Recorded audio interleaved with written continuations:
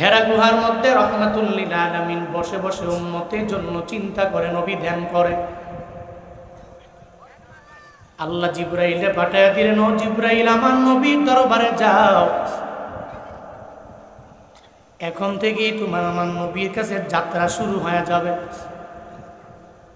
ওই যে হেরা গুহা থেকে আমার মদিনাওয়ালা নবীর সাথে জিব্রাইলের দেখা হয়ে গেল। নবীর কাছে বারবার ওহী নিয়ে আসে, আস্তে আস্তে এমন একটা পর্যায় হয়ে গেছে, নবীর মৃত্যু পর্যন্ত জিব্রাইল আমার নবীর দরবারে আসছে। একবার না, দুইবার না, তিনবার না, 10 বার না, জিব্রাইল আমার নবীর দরবারে আসছে 24,000 বার। কয়বার? একবার, দুইবার? আল্লাহ জিব্রাইলে পাঠায়া দিলেন, হ্যাঁ জিব্রাইল, আমার নবীর দরবারে যাও। নবীর দরবারে আসলেন, সূরা আলাকের প্রথম 5টা আয়াত নাজিল হয়ে গেল। নবীরে বললেন, নবী পড়ুন আপনার রবের নামে, যেই রব আপনারে বড় মায়া করে বানাইলেন। রাহমাতুল লিল আলামিনের উপরে যখন কোরআনের ওই সূরা আলাকের 5টা আয়াত নাজিল হয়ে গেছে, নবী আমার এই কোরআনের বুঝাটা পরিপূর্ণভাবে বহন করতে পারে না। ওখান থেকে আসার পরে মদিনাওয়ালা নবীর জ্বরও চলে আসছে। আম্মাজান খাদিজা রাদিয়াল্লাহু তাআলা আনহার কাছে নবী আয়েশা বলে, ও খাদিজা, হেরা গুহার মধ্যে আমি ধ্যান করি, তুমি ভালো করে জানো, তুমি আমার জন্য হেরা গুহায় খাবার পর্যন্ত নিয়ে যাও। ওই জায়গায় যাওয়ার পরে হঠাৎ করে অদৃশ্য দেখে কে যেন আসলো, আমার বুকের মধ্যে চাপ দিয়া দিল, বলল পড়েন। আমি বললাম পড়তে পারি না। আবার আমাকে বলা হলো আপনি পড়েন, আমি বললাম পড়তে পারি না। আবার আমাকে চাপ দেওয়া হলো, বলল পড়েন, আমি পড়তে পারি না। এরপরে আলাক নামক 5টা আয়াত আমার উপরে পরিপূর্ণ নাজিল করে মনে হয় নবুয়তের একটা মুকুট আমার মাথার মধ্যে পড়ায়া দিল। এই কারণে আমার বডির মধ্যে ঠান্ডা লাগে, জ্বর পর্যন্ত চলে আসলো। ও খাদিজা, জাম্মিলুনি জাম্মিলুনি, আমার চাদর দ্বারা আবৃত করে দাও, আমার কম্বল দাও। এরপরে আবৃত করে এরপরে তুমি আমাকে সুন্দর করে বিছানার মধ্যে শোয়া দাও। তখন তো নবীর উপরে সূরা আলাকের 5টা আয়াত নাজিল হয়ে গেল। এরপরে নবীর উপরে ধারাবাহিকভাবে নাজিল হলো, ইয়া আইয়ুহাল মুজাম্মিল কুমিল লাইলা ইল্লা কলিলা। এরপরে নবীর উপরে নাজিল হয়ে গেল, ইয়া আইয়ুহাল মুদ্দাসসির কুম ফাআনদির ওয়া রাব্বাকা ফাকাব্বির ওয়া থিয়াবাকা ফাতাহহির। আমার নবীর উপরে সূরা আলাকের 5টা আয়াত নাজিল হয়ে গেল, সূরা মুজাম্মিলের আয়াত নাজিল হলো, সূরা মুদ্দাসসির আমার নবীর উপরে নাজিল হয়ে গেল। হঠাৎ করে আমার নবীর উপরে অনেক দিন হয়ে গেছে আর নবীর উপরে কোনো আয়াত নাজিল হয় না। জিব্রাইল রাহমাতুল লিল আলামিনের দরবারে পর্যন্ত আসে না। নবীর মনটা বড় খারাপ। নবী যেখানেই যায় মনে মনে মনে মনে চিন্তা ভাবনা করে, আমার কোন আচরণে কেন যেন মনে হয় আমার আল্লাহ মনে হয় কষ্ট পেয়ে গেল। এই কারণে আল্লাহ জিব্রাইলও পাঠায় না, আমাকেও মানুষকে দাওয়াত দেওয়ার জন্য বলে না। আমার আল্লাহ আমাকে এটাও বলে না, ও পয়গম্বর আমার ধরেন এই আয়াত দিয়া দিলাম, মানুষের শোনায়া দেন, বাল্লিক মানুষের কাছে পৌঁছায়া দেন আপনি। আমার আল্লাহ পাক আমারে কেন বলে না? নবী মনে মনে মনে মনে চিন্তা ভাবনা করে একটা ডিপ্রেশনের মধ্যে, হতাশার মধ্যে আমার নবীও পড়ে গেল। ওই সময়ে আবু জাহাল, উতবা, সাইবা, মুগীরা নবী যখন দাওয়াত দেয়, এরা একজনে আরেকজনের বলা বলি করতে লাগলো, এতদিন পর্যন্ত মানুষ আমাদের দলের মধ্যে ছিল, আজকে থেকে মানুষ আমাদের দল ছেড়ে তার দলের মধ্যে চলে যাবে, কারণ তার মতো সত্যবাদী আমার দুনিয়ার মধ্যে কেউ হতে পারে না, তার মতো ভালো মানুষ দুনিয়ার মধ্যে কেউ হতে পারবে না। তখন তো সব মানুষগুলো আমাদের দল ছাড়িয়া সব মুহাম্মদের দরবারে চলে যাবে, তার দলটা মাইনা, তার দলটা অনেক পরিমাণে ভারী হয়ে যাবে। বন্দারে একটা পর্যায়ে এমন হয়ে গেল, আবু জাহালের মাথা বড় গরম হয়ে গেছে, উতবার মাথা বড় গরম হয়ে গেল, সাইবা মুগীরার মাথা পর্যন্ত গরম হয়ে গেল। এবার তারা একজনে আর একজনে বলতে লাগলো, মুহাম্মদ এতদিন পর্যন্ত আয়াত নাজিল হইল, নতুন নতুন আয়াত সে বানায়া বলে, আমাদেরকে বিভিন্ন সময়ে তার আল্লাহর ব্যাপারে বিভিন্ন গুণকীর্তন করে, আমাদেরকে লা ইলাহা ইল্লাল্লাহ পড়ার জন্য আহ্বান করে। এখন মুহাম্মদের আল্লাহ পরিপূর্ণভাবে মুহাম্মাদের ভুলে গেল, আর তারে চিনে না। এখন মুহাম্মদের নাম নেওয়ার মতো কেউ নাই, তার আল্লাহ তাকে পরিপূর্ণভাবে ভুলে গেল। একদিকে আমার নবীর চিন্তা, আমার আল্লাহ কেন জিব্রাইল পাঠায় না? আমার কোন আচরণের মাধ্যমে আল্লাহ পাক আমার উপরে পরিপূর্ণ কষ্ট পাইল নাকি? আল্লাহ পাক অসন্তুষ্ট হয়ে গেল নাকি? একদিকে আমার মদিনাওয়ালা নবীর এমন চিন্তা, অপরদিকে আবু জাহাল, উতবা, সাইবা, ওয়ালিদ ইবনে মুগিরা, এরা একজন আর একজনরে জানায়া দেয়, একজন আর একজনরে বলে এবার মুহাম্মদ আর বিভিন্ন বানায়া বানায়া কোরআন পড়তে পারবে না, বানায়া বানায়া কোনো আয়াত আমাদেরকে শোনাতে পারবে না। অথচ বান্দারে আমার নবীর ব্যাপারে এরা বলে নবী নাকি বানাইয়া আয়াত বলে। নবী তো বানাইয়া কোনো আয়াত নিজের থেকে বানায়া বানায়া বলে না। এই আয়াত, এই কালাম একজনের, চিল্লা বলো তার নাম। কার কালাম? নবী বানায়া বানায়া বলে। মা ইয়ানতিকু আনিল হাওয়া ইন হুয়া ইল্লা ওয়াহয়ু ইউহা। আল্লাহ পাক বলেন আমার নবী বানাইয়া কোনো কথা বলে না। হ্যাঁ, যখনই বলে আল্লাহর পক্ষ থেকে জিব্রাইলের মাধ্যমে যা আসে এটাই নবী মানুষকে বলে। আল্লাহর পক্ষ থেকে নবীর কাছে আসে কার মাধ্যমে? জিব্রাইলের মাধ্যমে। জিব্রাইলের মাধ্যমে আল্লাহর পক্ষ থেকে যা আসে এটাই বলে।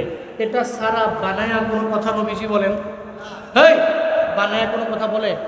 নবী বানায়া একটা কোথাও বলে না। সব যা বলে আল্লাহর পক্ষ থেকে যা আসে এটাই বলে। কিন্তু এরা বলতেছে এতদিন বানায়া বুনায়া যা বলছে, এখন এতদিন আল্লাহর নাম দিছে, এখন আল্লাহ পর্যন্ত ওনাকে ভুলে গেছে। এখন কি করবে? নবীজির এক নম্বরে মন খারাপ। হায় হায়, কি হইল? আল্লাহ পাক কেন জিব্রাইলে পাঠায় না? কি আমার কোনো আচরণে আল্লাহ পাক কি আমার প্রতি অসন্তুষ্ট হয়ে গেল কিনা? নবীর ভিতরেই চিন্তা। আবার তারা নবীর নিয়ে কটূক্তি করে, দুই চিন্তা। আল্লাহ পাক বলে জিব্রাইল নবী তো হতাশার মধ্যে পড়ে যাচ্ছে। নবী যে হতাশার মধ্যে পড়ে যাচ্ছে না, নবীজি কেন ডিপ্রেশনে পড়বে, কেন হতাশায় পড়বে? হতাশা কাটানোর জন্য সূরাত আদ-দুহা এটা নিয়ে আমার নবীর কাছে চলে যাও, আমার নবীর কাছে গিয়ে জানায়া দাও। নবী চিন্তা করার কোনো কারণ নাই। আপনার রব কোশ্চেনকাল আপনাকে বলতে পারে না, আপনাকে ছেড়ে আপনার রব কোথাও যেতে পারে না। আল্লাহকে, নবীকে সারিয়ে আল্লাহ যাইতে পারে?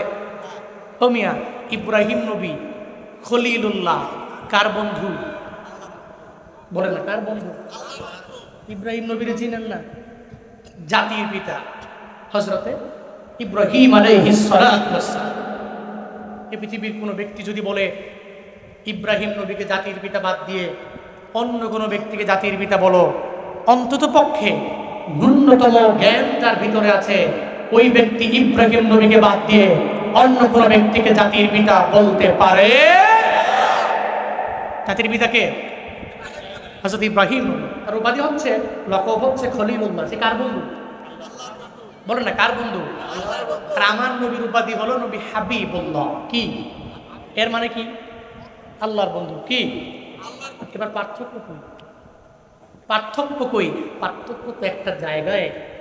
মুফাসসিরিনে কেরাম বলেন খলিলুল্লাহ হাবিবুল্লাহর মধ্যে অবশ্যই অবশ্যই there is a biggest difference. অবশ্যই একটা পার্থক্য তো আছেই। যিনি খলিলুল্লাহ তিনি শুধুমাত্র আল্লাহকে রাজি করার জন্য কাজ করে, আর যিনি হাবিবুল্লাহ তাকে ভালোবাসা আল্লাহ নিজে কাজ করে, তাকে খুশি করার জন্য আল্লাহ কাজ করে। এ মিয়া কেমন নবী পাইছেন? খলিলুল্লাহ নবীজি ইব্রাহিম সে শুধুমাত্র আল্লাহকে পাওয়ার জন্য, আল্লাহকে রাজি করার জন্য, আল্লাহকে সন্তুষ্ট করার জন্য কাজ করে, আর আমার আল্লাহ আমার নবীকে সন্তুষ্ট করার জন্য কাজ করে। হাবিবুল্লাহ আল্লাহ বন্ধু। আল্লাহ পাক জিব্রাইল পাঠায়া দিলেন, এই জিব্রাইল সূরা দুহা নিয়ে আমার নবীর দরবারে চলে যাও, আমার নবীরে গিয়া জানায়া দাও ওয়াদ-দুহা ওয়াল-লাইলি ইযা সাজা মা ওয়াদ্দাআকা রাব্বুকা ওয়া মা ক্বালা ওয়ালাল আখিরাতু খায়রুল লাকা মিনাল উলা। আল্লাহ পাক সূরা দুহা আমার নবীর উপরে নাজিল করলেন, জিবরাইলের মাধ্যমে নবীর দরবারে পাঠিয়ে দিলেন। ও পয়গম্বর আমার, এক নম্বরে আল্লাহ পাক কসম কাটলেন দুহা, এর মানে আলোর কসম কাটলেন আল্লাহ। এরপরে আল্লাহ পাক বলেন আল্লাইলি ইজা সাজা, রাতের যে অন্ধকার আছে ওই অন্ধকারের কসম আল্লাহ কাটলেন। সূরা দুহার প্রথম দুই আয়াতের মধ্যে আল্লাহ পাক দুইটা কসম খাইলেন, এক নম্বরে আলো, দুই নম্বরে অন্ধকার। মুফাসসিরিনে কেরাম জানায়া দেন আল্লাহ পাক দুইটা আয়াতের মধ্যে কেন দুইটা কসম কাটলেন, এক জায়গায় আল্লাহ কেন আলো বললেন, আবার দ্বিতীয় আয়াতের মধ্যে আল্লাহ কেন অন্ধকার বললেন। মুফাসসিররা বলেন এটা রাহমাতুল লিল আলামিনের উপরে আল্লাহ নাজিল করেছে। আমার নবী প্রথমে যে ডিপ্রেশনের মধ্যে পড়ে গেল, নবীকে বোঝানোর জন্য, নবী আমার চিন্তা করার বিন্দু মাত্র পরিমাণ দরকার নাই। আলো আসছে, আবার অন্ধকারও আসবে, আবার অন্ধকারের পরে আবারও আলো আসবে। সব সময় তো আলো ভালো লাগে না, আবার সব সময় অন্ধকারও আপনার দরবারে পছন্দ হবে না। আল্লাহ পাক আলো দিয়া বুঝাইলেন নবী আমার, যেই সময় আপনার উপরে ওহী নাজিল হয়ে গেল ওটা আলো, আর এখন ওহী নাজিল হয় না, এটা হলো নবী অন্ধকার। চিন্তা করার কোনো দরকার নাই। ও পয়গম্বর আমার, আমি আপনার উপরে এমন কুরআন নাজিল করতেছি, যেই কুরআন এত পরিমাণে দামি একটা কিতাব, ওই কিতাব যদি আমি আল্লাহ আপনার উপরে নাজিল না করে একটা সাগরের উপর যদি নাজিল করতাম, অশ্বিনকালেও ওই সাগর এটা মেনে নিতে পারত না। আমি আল্লাহ সাগরের উপর নাজিল না করে যদি কোরআনটাকে একটা পাহাড়ের উপরে আমি আল্লাহ নাজিল করতাম, তাহলে অশ্বিনকালেও পাহাড় এটা মেনে নিতে পারত না। শুধু তাই না রে বাবা, দুনিয়ার যতগুলা মহাসমুদ্র আছে কেউ আমার কোরআনের বোঝা অশ্বিনকালেও বহন করতে পারত না। আল্লাহ বলেন ও পয়গম্বর, চিন্তা করার কোনো দরকার নাই, টেনশন করার প্রয়োজন নাই। আমি আল্লাহ যখন আলো ছিল আপনার উপরে ওহী নাজিল করলাম, এগুলার দাওয়াত আপনি মানুষদেরকে দিয়া দেন।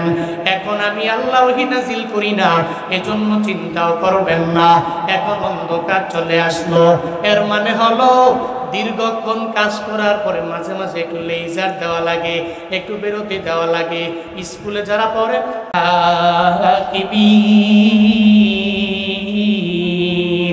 জোরে বলেন আল্লাহু আকবার। সূরা তিনে আল্লাহ পাক বলেছেন, বান্দা হে, ইল্লাল্লাযীনা আমানু ওয়া আমিলুস সলিহাত ফালাহুম আজরুন গায়রু মামনুন। এর ব্যাখ্যা কি জানেন? যদি কোনো ব্যক্তি জুয়ানকাল পাওয়ার পরে ঈমান আনে, ঈমান আনার পরে যদি নেক আমল করে, তাইলে তার বৃদ্ধকালে এমন একটা তার ফায়দা আছে। জুয়ানকালে ইচ্ছা করলেই আমল করা যায়, ইচ্ছা করলেই নামাজ পড়া যায়, ইচ্ছা করলেই ভালো ভালো কাজ শুরু করা যায়, কিন্তু বৃদ্ধ হয়ে গেলে চাইলেই জুয়ানকালের মতো পারা যায়? কথা বলো না কেন, পারা যাবে? কশ্চিন কালে ওটা সম্ভব নয়। জুয়ানকালে যৌবনকালে যে শক্তি, ওটা কশ্চিন কালে বৃদ্ধ বয়সে পসিবল নয়। আল্লাহ পাক বলছেন যারা দুনিয়াতে ঈমান আনবে, ঈমানের পরে নেক আমল করবে, তাদের ফায়দা হলো। নবীজি বাইহাকী শরীফের মধ্যে নবীজির হাদিসের বর্ণনা, নবীজি বলেন আমার কোন উম্মত যদি জুয়ানকালে ইবাদত করে সময়টাকে কাটাইতে পারে, আর বৃদ্ধ হয়ে যাওয়ার পরে ইচ্ছা করছে নামাজ পড়ার জন্য কিন্তু পারছে না, ইচ্ছা করছে রোজা রাখার জন্য কিন্তু রাখতে পারছে না, ইচ্ছা করছে নেক আমল করার জন্য কিন্তু করতে পারছে না, অসুবিধা নাই। যে ব্যক্তি যৌবনকালে তার সময়টাকে ইবাদতের মাধ্যমে কাটাইতে পারে, বুড়া বয়সে আমল না করলেও ঘরের মধ্যে শুয়ে আছে, আল্লাহ পাক তার আমল নামায় ফরজ নামাজ, ফরজ রোজা, নেক আমলের সওয়াব দিয়ে দিবে। আরো জোরে পড়বেন না সুবহানাল্লাহ? আর একটু আওয়াজ করে পড়বেন না সুবহানাল্লাহ? এই জন্য জুয়ান কালের ইবাদতের দাম আছে না নাই? এই জন্য অসুবিধা নাই। বলে হুজুর ডিপ্রেশনে আসি, হতাশায় আসি, হতাশায় কেন পড়বেন? আপনি আল্লাহর উপরে তাওয়াক্কুল করে ইবাদত নিয়ে আগায়া যান। দুনিয়াতে কোনো কিছু হারায়া গেল, আল্লাহ একটা সময় আপনারা পুষায়া দিবে। কারণ দুনিয়া তো এটা ফানিয়া, আখিরাত তো বাকিয়া। দুনিয়া ধ্বংস, আখিরাত এমন একটা জায়গা, ওখানে যে ব্যক্তি জান্নাতে যাবে খালিদিনা ফিহা, যে ব্যক্তি জাহান্নামী হবে খালিদিনা ফিহা। ঘোষণা কি আমার না আল্লাহ? সবাই বলে না ঘোষণা আমার না আল্লাহ? এই জন্য প্রায়োরিটি দিব দুনিয়া না আখিরাত? সবাই বলে না প্রায়োরিটি দিব দুনিয়া না আখিরাত? আমরা আখিরাতে প্রায়োরিটি দিয়ে চলবো। আল্লাহ সে তৌফিক আমাদের সবাইকে দান করেন, সকলেই পড়ি আমিন। এরপরে আমার মাওলা জানায়া দিলেন ওয়ালা সাউফা ইউতিকা রাব্বুকা ফাতারদা। আল্লাহ পাক জানায় দিলেন নবী হে চিন্তা করে কোনো লাভ নাই, আখিরাত তো আপনার জায়গা, ওই জায়গাটা আপনার জন্য বাকি আছে। তবে এরপরেও আমি আল্লাহ এমন কিছু আপনারে দিয়া দিব যেগুলো পেয়ে আপনি খুশি হয়ে যাবেন, আপনি রাজি হয়ে যাবেন, আপনি পরিপূর্ণ সন্তুষ্ট হয়ে যাবেন। এমন একটা দৌলত, এমন কিছু নিয়ামত আমি আল্লাহ আপনার জীবনে দিয়া দিব, ওইটা পাওয়ার পরে আপনি অনেক পরিমাণে খুশি হয়ে যাবেন গো নবী। ওইটা পাওয়ার পরে নবী কেমন খুশি হয়েছে, আল্লাহ পাক আমার নবীরে কেমন পরিমাণে দামি দামি নিয়ামত গুলো দিয়া দিল। নবীজি একদিন মক্কা নগরীর মধ্যে বৈশা ওই জায়গায় নবী চোখের পানি ফালাইয়া আমার মাওলার দরবারে তাহাজ্জুদের টাইমে যেই সময় দোয়া কবুল হয়ে যায়, আল্লাহর দরবারে আবদার জানায়, ও আল্লাহ এই মক্কার ভিতরে দুইজন মানুষ আছে, একজনরে তুমি কালেমা পরে পরে মুসলমান হওয়ার মতো তৌফিক দিয়ে দিও। আল্লাহ গো, ওই দুইজনের মধ্যে একজনের নাম হলো ওমর বিন খাত্তাব, খাত্তাবের ছেলে ওমরকে তুমি এক মুসলমান বানায়া দিও। আর যদি না হয় তাহলে আবু জাহালরে তুমি মুসলমান হওয়ার মতো তৌফিক দিও। এই দুইজনের একজনরে আমার লাগবেই লাগবেই লাগবে। নবী যখন যায়েদ ইবনে আরকামের বাসার মধ্যে বৈশা সাহাবায়ে কেরাম নিয়া গোপনে গোপনে নবী আমার দাওয়াত দেয়, প্রকাশ্যে আমার নবী দাওয়াত দেয় না। ওই একটা পর্যায়ে যখন ওমরে ফারুকে আজম দৌড়াইয়া আসে তরবারি লইয়া রহমাতুল লিল আলামিনের সামনে যখন হাজির হয়ে যাবে, সাহাবায়ে কেরাম বলে, ও পয়গম্বর দরওয়াজাটা খুললেই দেখবেন ওমর এসে আপনার গর্দান আলাদা করে দিবে, কারণ ওমর তো আপনাকে মারার জন্য আসবে না, ওমর তো ওই তরবারি নিয়ে আপনার দরবারে হাজির হয়ে যাবে, মনে হয় মারার জন্য আসবে। রহমাতুল লিল আলামিন বলে, না না, আমাকে মারার জন্য ওমর আসে না। ও সাহাবায়ে কেরাম, আমি তাহাজ্জুদের নামাজের ভিতরে আল্লাহর দরবারে দোয়া করেছি, আল্লাহ গো ওই ওমর অথবা আবু জাহাল একজনরে তুমি হিদায়াত দিয়া দিও, একজনরে কালেমা পড়ার মতো তৌফিক তুমি দিয়া দিও।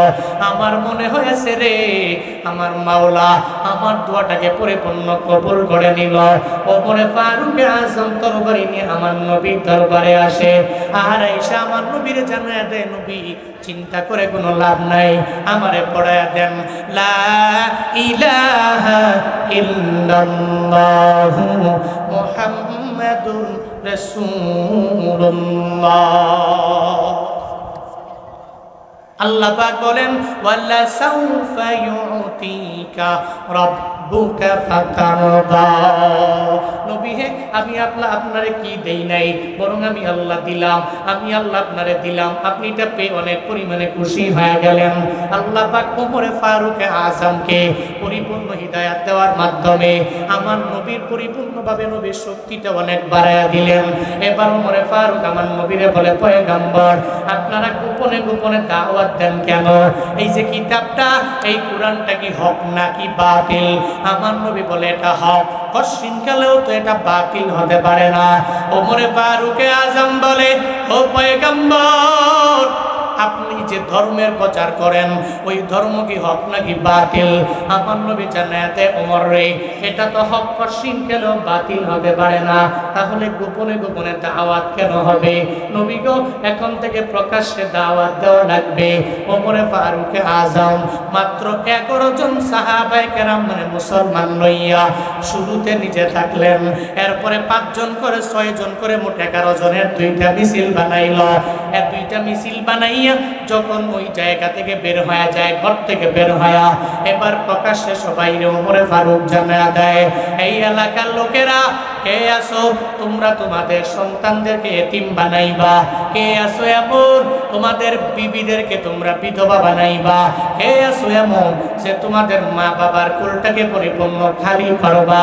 তোমার মা বাবার সন্তান হারা তোমরা বানাইবা? কে আসো এমন আয় আয়, যদি মনের মধ্যে চিন্তা থাকে নিজের সন্তানগুলোর এতিম বানাইবা, আমি ওমরের সামনে দৌড়ে আয়, আমি ওমর আজকে নবীর হাতে কালেমা পড়ে মুসলমান হয়ে গেলাম।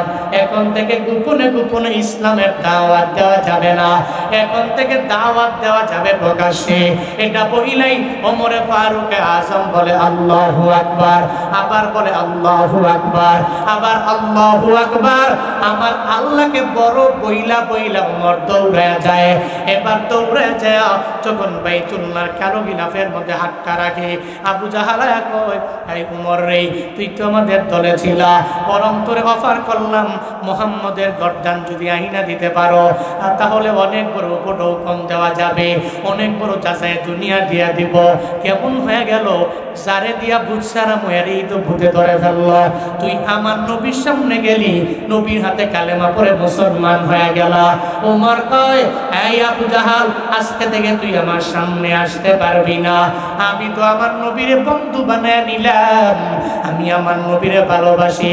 আজকে থেকে আমার নবীর উপরে কেউ আঘাত করবে, কশিন কালেও আমি ওমর হইয়া মেনে নিতে পারবো না। যেই ওমরে ফারুক এত পরিমাণে দামি হয়ে গেল, ওমরে ফারুকের ব্যাপারে আমার নবী জানায়া দিলেন, লাউ কানা নাবিয়্যুন বা'দি লাকানা উমর, আমার পরে নবী হইলে ওমরই তো হয়ে যেত। ও আল্লাহর বান্দারা, এই সিরাজগঞ্জের মুসলমানেরা, হযরতে ওমরে ফারুক দামি হয়ে গেল, আমার নবীর দোয়াটা পর্যন্ত আল্লাহ পাক কবুল কইরা নিল, যার কারণে হযরতে ওমরে ফারুক হিদায়াত পেয়ে গেল। ওয়ালা সাউফা ইউতিকা রাব্বুকা ফাতারদা, নবী চিন্তা করবেন না, আপনাকে এমন কিছু দেওয়া হবে যেটা পাওয়ার পরে আপনি পরিপূর্ণ খুশি হয়ে যাবেন। পড়েন সুবহানাল্লাহ। নবী চিন্তা করবেন না, ওয়ালা সাউফা ইউতিকা রাব্বুকা ফাতারদা, আপনাকে এমন কিছু চিরেই দেওয়া হবে যেগুলো পাওয়ার পরে সন্তুষ্ট হবেন। হযরত ওমর ফারুককে আল্লাহ পাক দিয়ে দিলেন হিদায়াত নামক দৌলত দেওয়ার মাধ্যমে তার ধর্মটাকে পরিপূর্ণ শক্তিশালী করে ফেললেন। আল্লাহ কয়, নবী চিন্তা করে লাভ নাই তো, ধরেন এই যে আশা দিয়া দিলাম আপনাকে, এমন কিছু আমি আপনাকে দিব, আপনি পাইবেন, খুশিও হয়ে যাবেন। কি মনে করছেন আল্লাহ নবীরে কি দেয় না? যেই মক্কা থেকে নবীরে এত পরিমাণে কষ্ট দিয়ে আঘাত দিয়ে হিজরত করাতে বাধ্য করল, মক্কা থেকে মদিনায় পাঠাইল, নবীকে ওই মক্কা বিজয় করে নাই? ওই মক্কার বড় লিডার, মক্কার বড় নেতা নবী হয় নাই? কেমনে হইল? আল্লাহ কয়, ওয়ালা সাউফা ইউতিকা রাব্বুকা ফাতারদা, নবী আপনাকে এমন কিছু দিব, আপনি এগুলা পেয়ে অনেক পরিমাণে রাজি হয়ে যাবেন। মক্কা বিজয়ের পরে দলে দলে দলে দলে মানুষগুলো নবীর হাতে কালেমা পড়ে মুসলমান হয়ে যায়। আল্লাহ কয়, নবী হে, ওয়ালা সাউফা ইউতিকা রাব্বুকা ফাতারদা, আপনার রব আপনাকে এমন কিছু দিবে, আপনি রাজি হয়ে যাবেন, সন্তুষ্ট হয়ে যাবেন। শুধু তাই না, আমার পয়গম্বর তায়েফের ময়দানে গিয়েছে ওই জায়গায় দাওয়াত দেওয়ার জন্য। 80 মাইল দূরে ওই তায়েফ। নবী যখন তায়েফের ময়দানে গেল, ওই তায়েফের কাহিনী এমন কেউ নাই জানে না। অনেক বান্দা আছে রে, ওই তায়েফের কাহিনী শুই না, চোখের পানি ফালায়া ফালায়া কান্না করেছে। আমার নবীর এরা মেরেছে, যেই নবীর শরীরে মশা মাছি বসা পর্যন্ত হারাম। আমার ওই নবীর এরা এত পরিমাণে আঘাত দিয়া দিল, তায়েফের কাফেরেরা ছোট ছোট বাচ্চারা পর্যন্ত আমার নবীরে পাথর মারল। নবী তায়েফে গেলেন, কেন গেলেন? আমারে টাকা দাও, আমার মুশকিল কইরা দাও, আমাকে বড় নেতা বানায়া দাও, আমারে বড় লিডার বানায়া দাও। এটা বলার জন্য নিজের দুনিয়া বিলাইনে কোনো ফায়দা হাসিল করার জন্য নবী যায় নাই। নবী যায় বলে, এই তায়েফের মানুষেরা, আমার বাড়ি মক্কাতে, এত দূর থেকে আমি তোমাদের বাড়িতে চলে আসলাম কেন জানো নি? তোমরা মূর্তি পূজা করো, এই মূর্তি কশিন কালেও তোমাদেরকে কশিন কালেও ভালো কিছু দিতে পারবে না। বন্দারে, যখন আমার নবী এই কথাগুলো বলতে লাগলো, বেদিন বেঈমানদের মাথা বড় গরম হয়ে গেল। এটাই তো স্বাভাবিক ব্যাপার, হকের কথা বললে সেই ব্যক্তি জালেম হয়ে যাবে, ওই ব্যক্তির মাথাটা অটোমেটিক গরম হয়ে যাবে। ওই যে 16 বছরের জালেম যখন বাংলাদেশে ছিল, তখন হুজুরেরা কথাও বলতে পারে না, একটা হকের কথা বললেই জবানটাকে বন্ধ করে দেওয়া হলো।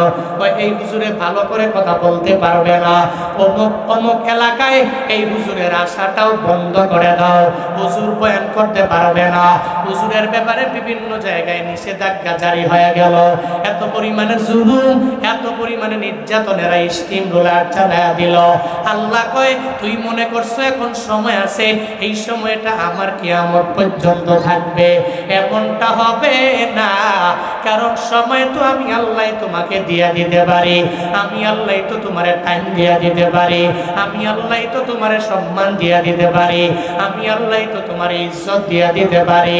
যখন কেড়ে নিব তখন তোমার পাশের বন্ধু বান্ধবেরও তুমি খুঁজে পাবা না। যখন কেড়ে নিব তোমার যেই বন্ধুগুলোরে নিয়ে তুমি এত বছর চললা, ওই বন্ধু তোমার পাশে থাকবে না। এই যে প্রধানমন্ত্রীর জন্য বাংলাদেশের নেতারা এত পরিমাণে কষ্ট করলো, ওনার ব্যাপারে বিভিন্ন সময়ে বক্তব্য দিয়ে দিল, এখন মেন